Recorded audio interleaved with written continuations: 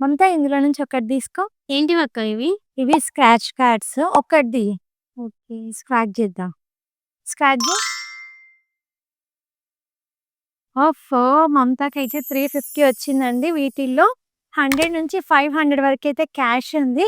2500 purchase చేసిన వాళ్ళకి మనకి స్క్రాచ్ కార్డ్స్ అయితే ఇస్తామనమాట.